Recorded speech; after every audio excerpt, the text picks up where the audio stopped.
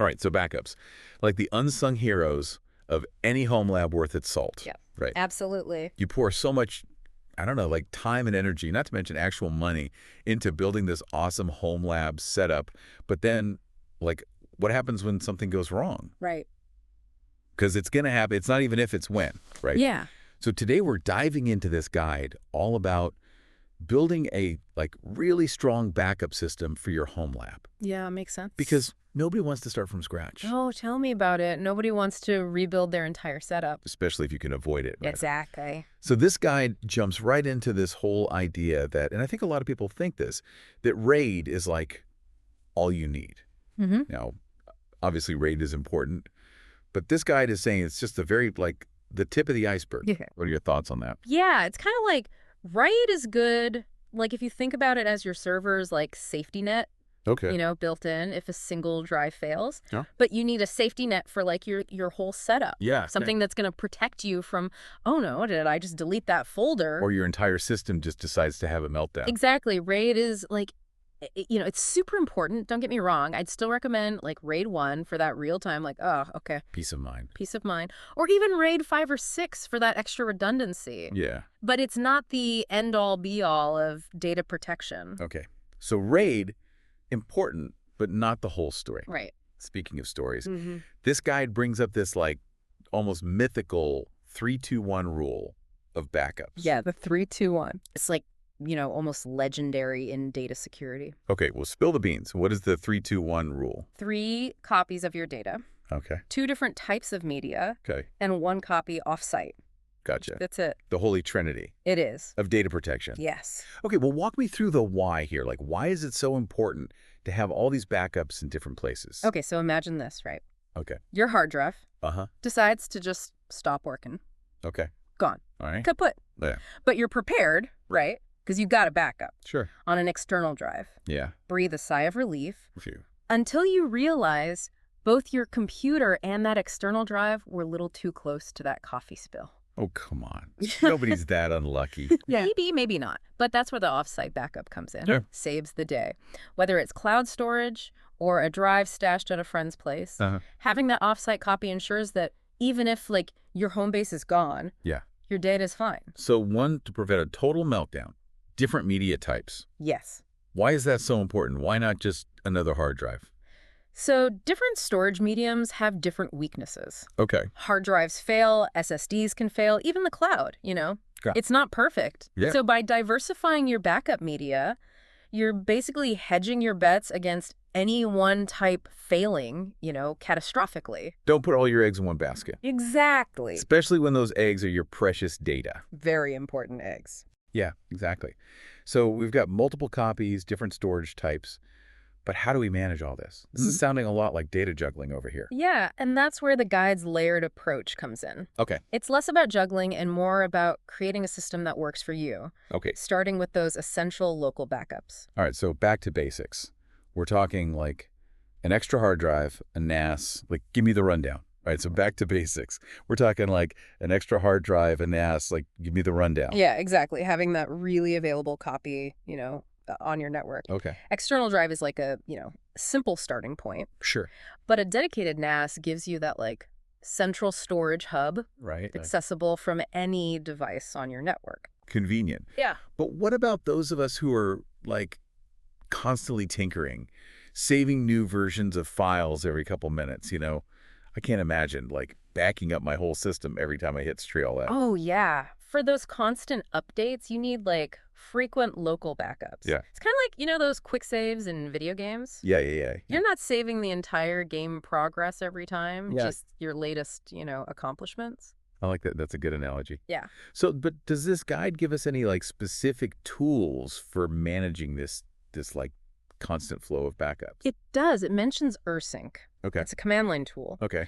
and it lets you sync files between locations, even across your network. Okay. The cool thing about rsync is it only copies over the changes made since the last backup. Oh. So it saves you, time and storage space. So it's efficient. I like that. very efficient. But let's be real, even with like, the best of intentions, remembering to manually run backups, like It's tough. Yeah, it's easy to forget. Yeah, exactly. That's where automation comes in. Of course. And thankfully, the guide is all about automation. Yes. Remember those cron jobs we talked about? Yeah. It's like scheduling a digital assistant to like handle those backups for you. Automation, the true hero of Seriously. any good Homelab setup. Set it and forget it. Right, exactly. Yeah. But even with our local backups, like humming along perfectly, we can't forget about that like vital offsite copy. Right. And for a lot of us, that means the cloud. Cloud storage. It's, Yeah. Essential part of any backup strategy these days. It really is. Right. But I got to be honest, sending my precious, precious data to somebody else's servers, it gives me the heebie-jeebies a little bit. Yeah. Like, what if the cloud decides to rain on my parade? Right. I get it. It's like, you're handing over your most prized possessions. You want to make sure they're in good hands. Yeah. But reputable cloud storage providers like Amazon S3, Backblaze B2, even Google Drive. Yeah. They've got like really good security measures in place, encryption, stuff like that. Okay. Think of it as sending your data in a locked briefcase that only you have the key to. Okay. All right. So that makes me feel a little bit better. But like, what about this whole don't put all your eggs in one basket thing? What if something happens to the cloud provider? You're right to be cautious. And, that's why the guide suggests, maybe exploring tools that add another layer of protection Okay. on top of the cloud storage. So like on top of that. Yeah, Restic and Borg backup are two popular options. Yeah. They offer both encryption and something called deduplication. Deduplication. What is that? It's actually pretty clever. It saves space and bandwidth. Okay. These tools analyze your data, Uh-huh. and they only upload the unique chunks. Okay. So even if you've got, like, multiple copies of the same file and different backups, Yeah. only one complete copy is actually stored in the cloud. That's really efficient. Yeah, it's very efficient. I like it. But let's say you're dealing with like a crazy amount of data, things like virtual machines that are constantly changing. That's a whole other, can of worms, isn't it? Yeah, that's where those incremental backups really come in handy. Okay. So instead of backing up, everything every time, Right. incremental backups only capture the changes made since the last backup. Oh, okay. So it's less like making a whole new copy and more like just writing down the edits. Precisely. Saves you storage space, bandwidth, crucial when you're dealing with those like data-hungry virtual machines. Yeah, for sure.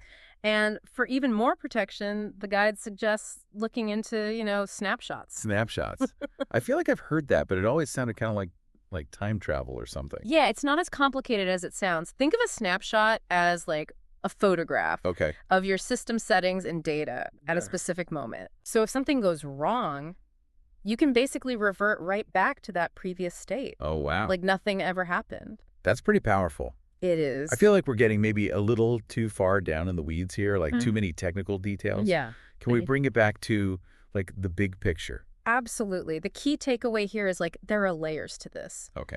You can start simple with your local backups. Okay. And then, as your needs evolve, you add those more advanced strategies as you go. And don't forget, automate, automate, automate. Yes, automate everything. Because even the most like perfectly set up backup system is useless if you forget to, Yes.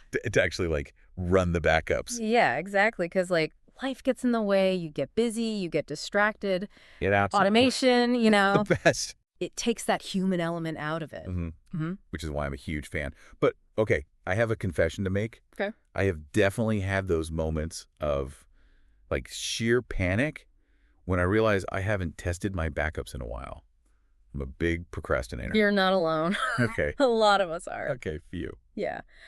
But this guide, it stresses the point that setting up the backups, that's just step one. Right. The real test is making sure those backups actually work Yeah. when you need them. Be honest, how many people out there are actually like going through the process of regularly testing their backups? You'd be surprised. Really? It's one of those things that just seems like a hassle until, Until it's too late. until you're looking at that blank screen thinking, oh, I wish I had. Yeah, exactly. So what's like the best way to approach this whole backup testing thing without, tempting fate here? Think of it like a fire drill for your data. Okay. You don't wait till there's an actual fire to figure out your escape route. Right. That's Yeah. a good point. That's a good analogy. The guide actually, it recommends, setting some time aside, maybe like once a quarter. Right. Do a test restore. Okay.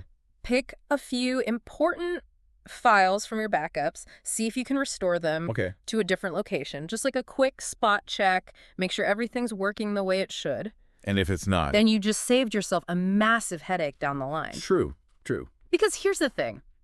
Even the best backup tools out there, Yeah. they've got their quirks. Even the guide mentions, like, Duplicati and Rustic, Yeah. popular programs. Mhm. Even those have had cases where they created backups that weren't usable. Wow. So you can't just like set it and forget it completely. Unfortunately not, no. You gotta like check on them. Yeah, it's like, they're like digital houseplants. Okay. Okay, I like that. Got to make sure they're still alive in there. All right, so regular testing gives you peace of mind. Yes. Knowing that your backup system is more than just a security blanket. Exactly. It's actually going to be there to catch you when you fall. Hopefully you don't fall, but if you do, it's there. Exactly. Well, I think that's a perfect place to wrap up. We've covered a ton of ground in this deep dive. We did. We talked about RAID as that like first line of defense, that legendary 3-2-1 rule. Gotta love it. Diversifying your backups, automation, all that good stuff. The essential ingredients. Yeah, but I think most importantly, we learned that even the most, like tech-savvy Homelab enthusiast is only as good as their last backup test. 100%. So to all you listeners out there, like what are your backup strategies? What tools are you using? What techniques? Yeah, share with the class. Let us know. We'd love to hear about it. And just remember, this was based on one guide. Yeah. There is a ton of information out there, so keep researching, keep experimenting. Keep learning. Keep learning, and most importantly, back up your data. keep those backups running. Yes. All right, until next time, happy data hoarding, everybody.